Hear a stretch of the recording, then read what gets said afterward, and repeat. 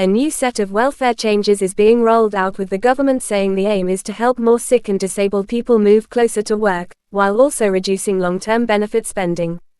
The reforms came into force on the 6th of April and were presented as part of a wider push to remove what ministers describe as barriers that discourage people from trying employment. The government said the package could save taxpayers almost £1 billion.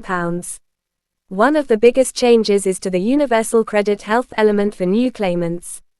Under the new rules, the lower rate is £217.26 a month, compared with the previous higher rate of £429.80.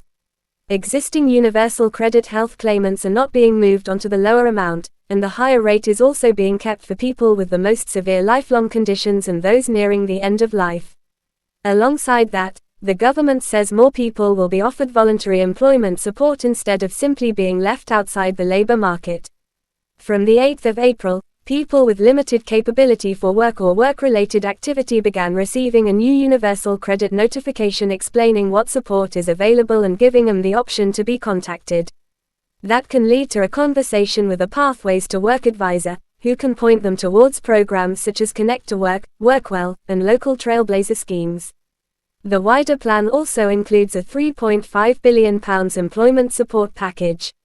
The government says 65,000 people with limited capability for work and work-related activity had already taken up the offer of tailored help since March 2025, and that the Connect to Work program is expected to support 300,000 people over 5 years, while WorkWell is expected to help another 250,000 stay in or return to work.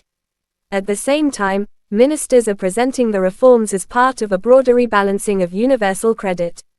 The official announcement says almost 4 million households on the standard rate of universal credit will receive a cash boost worth about £295 extra this year for a single person aged 25 or over.